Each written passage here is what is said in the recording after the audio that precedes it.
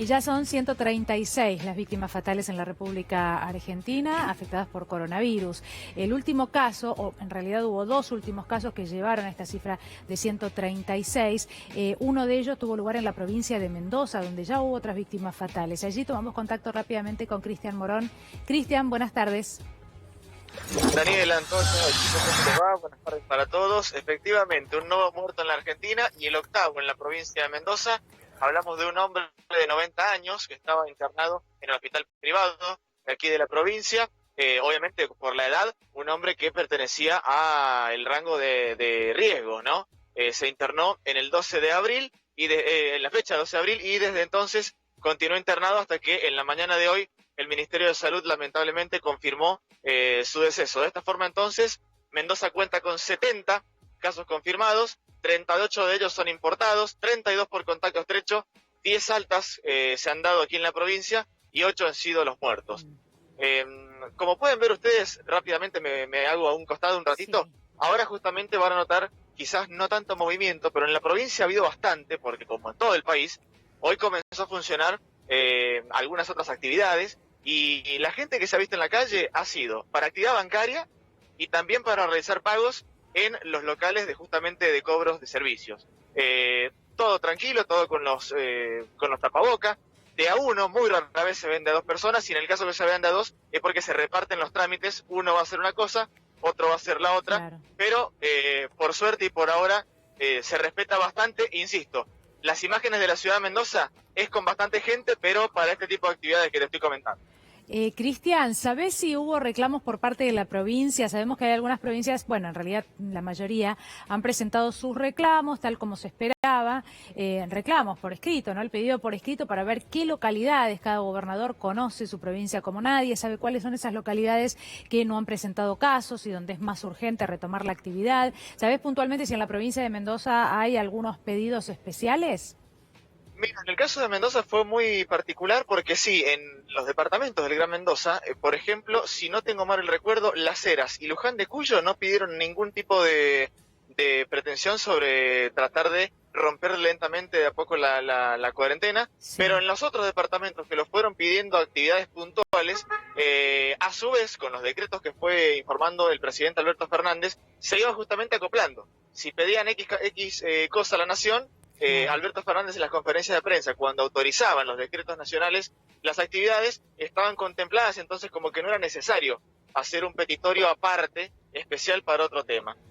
Lo que sí vale la pena recalcar es que en el mediodía de ayer se dio a conocer que el gobernador de Mendoza, Rodolfo Suárez, volvió a hacer la actividad que había hecho en el mes de marzo, pero con una diferencia. Recordemos que el mes de marzo los funcionarios públicos de la provincia donaron parte de su sueldo, ¿sí? Y cobraron simplemente 50.000 pesos. Sí. Bueno, en este caso, ayer a través de Twitter, les leo textual, dice: este mes voy a destinar el 20% de mi salario en acciones para combatir la pandemia, pero la diferencia, no lo hago de forma obligatoria para los funcionarios del Ejecutivo. Así que, si bien obviamente detrás de este tweet salieron muchos funcionarios a acoplarse, no es obligatorio y la idea es justamente seguir recaudando fondos para seguir combatiendo la pandemia aquí en la provincia, ¿no? Lo que pasa es que también hay una realidad, ¿no?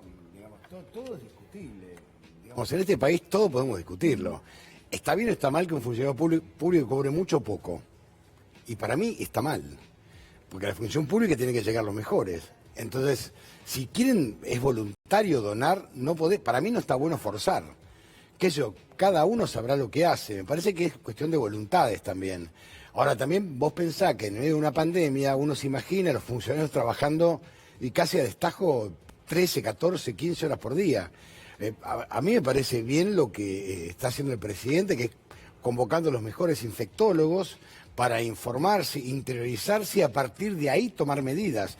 Me imagino que el 95% hará lo mismo. No quiero decir un 100%, pero el 95% quienes gobiernan harán lo mismo.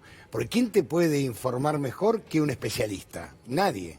Entonces me parece que empezar a escuchar, creo que es el momento de empezar a escuchar al otro, escuchar a los que saben. Estamos frente a una pandemia mundial. Si no tenemos ejemplos que son terribles, Estados Unidos, Brasil, lo que pasó en Italia, lo que pasó en Francia, otro ejemplo al revés, que es bueno lo que pasó en Alemania con Angela Merkel, que empezó a escuchar a los especialistas, a armar una cuarentena, o hacer la gran Putin, que es cerrar Rusia, cerrarla. Entonces me parece que acá está la discusión. Cuando uno ve, yo el domingo veía el mapa del mundo y veía que prácticamente no hay vuelos. Sí. No hay vuelos. Y esto te pone de manifiesto que ha cambiado hasta el comercio. Yo creo, fíjate vos que el petróleo es el precio más bajo de la década del 90, en dólares. Pero me parece que ha cambiado algo, quizás porque no se vende combustible. Sí. Algo ha cambiado. Fíjate, contaba Viro que el sábado China, por ejemplo, no me acuerdo qué aeropuerto comentó, que era como si fuera un estacionamiento de autos. La cantidad de aviones que había para buscar insumos médicos.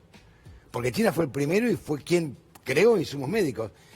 Me parece que el mundo ha cambiado. Ahora, ¿cómo se va a replantear esto? No sé. Bueno, de hecho, Cristian, para buscar algunos argentinos que quedaron varados en el exterior, bueno, ahora se agregaron algunos vuelos, casi una veintena de vuelos, pero hay algunos familiares que reclaman constantemente, ¿no? ¿Y cuál es la respuesta cuando uno consulta? Bueno, lo que pasa es que los aeropuertos también nos tienen que dar el espacio para que nosotros lleguemos y podamos aterrizar. Tanto ha cambiado la cosa y tan complejo es lo que está pasando que, como decía Antonio, el mundo se paralizó y de a poco se está tratando de retomar o conservar la actividad, que es esencial. ¿Por qué? Porque, bueno, hay gente que si no se muere de hambre también, ¿no? Pero esto también tiene que ver con muchas cuestiones muy complejas, como por ejemplo esto, la imposibilidad de ir a traer gente más allá de que vos estés dispuesto a poner el vuelo porque no sabés si vas a poder aterrizar. Si te dejan. En el caso de China, me contaron que la gente de carga tuvo que pelear la carga Cancillería estuvo muy bien, sí. Para Tuvo que subir intervenir un poquito Cancillería. más de carga, un poquito más de respiradores o lo que sea, porque se los querían dejar de abajo por una cuestión de peso, no sé. Y ahí es donde el factor humano, ¿no? Los argentinos, y sí dispuestos a todos, bueno, trataron de acomodar todo para que pudieran entrar la cantidad necesaria. Cristian. Aparte de lo otro, tener en cuenta que es algo que dijo Antonio, que es totalmente cierto, que esta pandemia, más allá de las complicaciones, los problemas a nivel mundial, también el lado B, si se quiere, es que me quedo con algo que dijo cuando estaban charlando recién con Néstor, de lo que se va a descubrir, lo potencial de nuestro país, incluso no solamente en el mundo, sino decir, por este tema, por esta pandemia, resulta ser que nos enteramos que tal o cual cosa, tal o cual materia prima, tal elemento que antes o directamente no se vendía o se vendía menos, a tal país le sirve y aumentar o por lo menos estabilizar la economía desde este punto. Y lo otro, que tiene que ver con los repatriados, es que también el problema de los países, que también es algo referencia a lo que decía Antonio, de que el presidente lo dijo más de una vez, estamos haciendo lo posible, pero ¿cómo hacemos con aquellos países que nosotros sí mandamos los aviones, pero que no pueden aterrizar porque están cerrados? Y hay argentinos en ese país. Bueno, esto es ¿Cómo lo que está pasando en todo el mundo. Por ejemplo, yo leí el fin de semana varios portales que están hablando de economía, ponen sobre la economía, la economía, la economía. Hay todo un lobby enorme para poner a la economía por sobre la salud. Bárbaro. Entonces vamos a hablar claro. La exportación de grano, ¿va a estar en manos del Estado o de privados? Donde 20 vivos se llenaron de plata. ¿Qué vamos a hacer? Y donde evadieron 20.000 millones de dólares por año. ¿Qué vamos a hacer? ¿Qué vamos a hacer? ¿Vamos a controlar los puertos? ¿Van a seguir siendo privados o van a volver a manos del Estado? ¿Qué vamos a hacer? O sea, hay un montón de temas que hay que volver a discutir a partir de una pandemia, donde nos hemos dado cuenta que una corrida del dólar, como ocurrió la semana pasada, puso al descubierto una enorme cantidad de maniobras de varios vivos, armadas por un tal que le decían Toto, de apellido Caputo, un grupo de vivos que tenían, digamos, la prebenda para poder sacar miles y miles de millones de dólares. Entonces, ¿va a haber que reverlo? Y sí va a haber que reverlo. La luz, el gas, el agua, Antonio, ahora Por que hablábamos ejemplo. del agua, por ejemplo, ¿no? Algo tan esencial para aquellos que menos tienen, bueno, en realidad para todos, pero ahora se hace más visible porque el que tiene que lavarse las manos, lo único que tiene que hacer es lavarse las manos, no puede vivir en un lugar donde no tiene los servicios básicos, donde está sin luz. El agua potable. ¿No? El agua potable, bueno, ¿qué va Bueno, lo que pasa es que las discusiones son muchas, vienen, mira, en fila, como vos las venís Pero planteando, mira, ¿no? vos sabés que hay un dato que yo ayer leí a un economista, ¿no? No voy a decir el nombre, neoliberal, que citaba a Jeffrey Sachs, Sí. un pope de la economía mundial. ¿Sabes qué decía Jeffrey Sachs? Todo lo contrario de lo que decía él. Decía, el mundo va a tener que ver los países emergentes para condonar deudas. Pero él lo daba vuelta. Él lo daba vuelta, Bueno, él claro. lo había cambiado. Y yo tuve la suerte de leer lo que decía Jeffrey Sachs. Y decía, pero ¿cómo puede ser que este tipo en nombre de este dice lo contrario que dice este?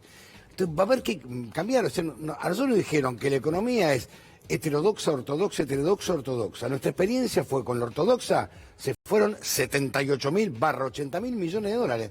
¿Sirve? No. ¿Lo otro está bueno? No sé. ¿Pero vivíamos un poco mejor? Y sí, vivíamos mejor. Yo viví mejor en la época de Alfonsín que en la época de Menem. Ahora, siendo empleado, me beneficiaba con el 1 a 1. Ahora, mientras tanto, veías a tu alrededor que pululaban los asentamientos. ¿Qué está bueno? Eso o lo otro. Y no sé hoy qué pensar. Lo que sí uno empieza a ver, que un Estado ausente es destructivo, es un tsunami, que termina con todo.